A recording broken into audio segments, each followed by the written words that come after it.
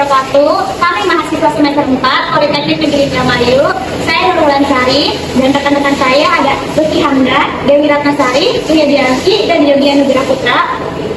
Dari kelas D4 dan 2C, di sini kami akan mempresentasikan materi mengenai perkembangan teknik industri untuk mata kuliah manajemen industri yang diampu oleh Bapak Insini Rahmatullah SPMT. Saya Nurul Sari, di sini saya akan menjelaskan mengenai faktor terbentuknya teknik industri, yaitu teknik industri lahir sebagai profesi yang merupakan hasil dari revolusi industri. Latar belakangnya yaitu yang pertama ada revolusi mechanization, steam and water power, dan yang kedua ada mass production and electricity, dan yang ketiga ada electronic and IT system automation, dan yang keempat atau yang terakhir yaitu ada cyber physical system. Faktor-faktor yang mendorong adalah yang pertama adalah kebutuhan akan ahli teknik. Kebutuhan akan ahli teknik yang dapat merencanakan, mengorganisasikan, dan mengoperasikan sistem-sistem yang lebih kompleks. Dan yang kedua ada kebutuhan peningkatan efisiensi dan efektivitas, serta kebutuhan untuk mengembangkan sistem manajemen yang lebih baik. Dan selanjutnya yaitu sejarah dan perkembangan teknik industri sampai dengan tahun 1950-an ada organisasi. Yang pertama ada Society to Promote the Science of Management pada tahun 1912. Selanjutnya ada The Taylor Society pada tahun 1915, dan yang lain ada Society of Industrial Engineers pada tahun 1917. Dan selanjutnya ada konsep-konsep, ada Wealth of Nation Specialization atau keahlian untuk meningkatkan produktivitas kerja. Dan yang kedua ada Economy of Machinery and Manufacture, yaitu sebagai pembagian kerja. Dan yang ketiga ada Principle of Scientific Management.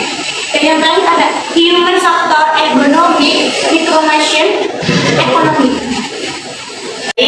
Saya Widianti. Di sini saya akan melanjutkan presentasi dari rekan saya yaitu Nurul Sari. Nah, untuk selanjutnya itu ada sejarah dan perkembangan teknik industri, yaitu yang dimulai dari tahun 1950 hingga 1970. Nah, yang dimana di sini yaitu ada organisasi yaitu organisasi AIIE atau dengan panjangnya yaitu American Institute of Industrial Engineers. Nah, di sini yaitu ada beberapa bidang perhatian, yaitu ada teknik tata cara, ada pengukuran kerja, dan yang ketiga yaitu ada pengendalian yang dimana produksi, persediaan, kualitas, mutu, waktu, biaya, anggaran, dan lain-lain. Yang keempat yaitu ada evaluasi jabatan sistem pengupahan, yang dimana yaitu analisis jabatan, analisis kerja, perangsang, administrasi pengupahan, dan lain-lain. Dan yang terakhir yaitu ada perancangan dan fasilitas pabrik, yang dimana yaitu tata letak, ada pengadaan dan perengajaan peralatan, perancangan produk, perkakas, peralatan, dan lain-lain. Selanjutnya yaitu yang terakhir ada sarana. Untuk sarana sendiri yaitu ada statistika, operation research, dan yang terakhir yaitu ada psikologi industri. Yaitu ada sejarah dan perkembangan teknik industri yang dimulai dari tahun 1970 hingga tahun 1990-an. Nah, yang dimana di sini itu ada organisasi yang tadinya AIIE menjadi AAE, yaitu Institute of Industrial Engineers. Dan yang kedua yaitu ada bidang perhatian, yang dimana bidang perhatian itu ada 3. Yang pertama ada bidang industri, yaitu ada antarsika, bank, keuangan, elektronika, pemerintahan, layanan kesehatan, rumah sakit, yang dimana rumah sakit, retail, industri baja, transportasi, dan distribusi utilitas, dan lain-lain. Ya. Selanjutnya itu ada bidang sistem manusia dan informasi, yang dimana isinya yaitu ada komputer dan sistem informasi, ekonomi teknik, ergonomi hubungan kerja dan industri, manajemen, tata cara dan pengukuran kerja, dan lain-lain. Untuk yang terakhir yaitu ada bidang sistem produksi, yang berisi manajemen energi, perencanaan dan perancangan fasilitas, sistem manufaktur, penelitian, operasional, pengendalian produksi dan persediaan, pengendalian mutu, dan yang terakhir yaitu ada keandalan. Ya, saya Dewi Ratnasari yang akan melanjutkan pematerian yang selanjutnya yaitu sejarah dan perkembangan teknik industri 1970 sampai 1990. Nah, konsep-konsep yang perlu diperhatikan yang pertama ada CIM, Computer Integrated Manufacturing. Nah, yang kedua ada DIS, Decision Support System. Yang ketiga ada GIT, Just in Time Production System.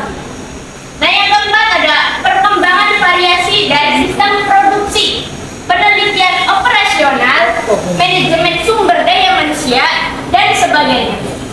Nah, yang kelima maksudnya ada knowledge based management, supply chain, Six Sigma, dan lain-lain. Nah, yang selanjutnya ada topik-topik lama tetap berkembang seperti ergonomi, pengukuran kerja dalam skala makro.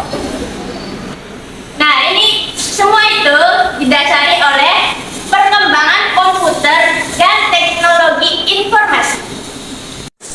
Nah, yang selanjutnya yaitu ada perkembangan disiplin ilmu teknik industri yang dimana mencakup 3 komponen. Yang pertama ada fase perkembangannya, problematik, kasus, konsep, atau pengembangan teori. Terus yang terakhir ada skala pandangnya. Yang pertama ada revolusi industri 1750 sampai 1900-an. Terus problematik, kasus, konsep, atau pengembangan teorinya yaitu mekanisasi, proses 2, produksi, interchangeability parts, standarisasi produk, awal mass production. Terus yang kedua ada scientific management 1890 sampai 1930-an. Yang pertama yaitu ada revolusi industri 1750 sampai 1900-an. Mekanisasi proses 2, produksi, interchangeability part, standarisasi produk, awal mass production. Terus skala pandangnya yaitu mikro. Terus yang kedua ada scientific management 1890-an sampai 1930-an. Terus ada time dan motion studies, organization, functional design, produksi planning, dan scheduling. Terus yang selanjutnya ada inventory model, EOQ. Terus yang selanjutnya ada statistical, QC. Terus yang selanjutnya ada land balancing, dan yang lain. Sudut pandangnya mikro. Yang ketiga ada industrial engineering 1930 sampai 1950-an. Yang dimana ada tool design, engineering economy, human engineering, ergonomic, facility location dan layout, queuing, theory, analyzing productivity, manajemen control, dan sebagainya. Skala pandangnya mikro. Yang selanjutnya yang keempat ada operational research 1945 sampai 1970-an. Yang dimana ada digital computer, mathematical programming, reliability analysis, decision atau optimization theory, terus ada system engineering, automation, MGMT, information system, dan sebagainya. Skala pandangnya mikro. Dan yang terakhir, yang kelima ada industrial dan sistem engineering, yang dimana ada control theory, large scale system, total system design, social system, cybernetics, dan behavioral theory. Skala pandangnya mikro dan mikro. Begitu pula yang keempat, sama mikro dan mikro. Dalam perkembangan teknik industri, yang pertama yaitu sebelah saya ada Adam Smith. Kontribusinya dalam perkembangan teknik industri yaitu pembagian tenaga kerja, division of labor, pembagian kerja, memberikan peningkatan hasil dengan faktor yang mendekati 5 kalinya. Yaitu yang selanjutnya ada gambar Charles Babbage. Charles Babbage mempunyai kontribusi untuk penggunaan tenaga kerja yang terampil dan tidak terampil, membagi kerja menjadi elemen yang lebih kecil, subdiving test. Lalu Eli Whitney mempunyai kontribusinya yaitu konsep manufaktur yang dapat saling menggantikan, interchangeable parts, perancangan dan konstruksi mesin yang tidak memerlukan keterampilan tinggi.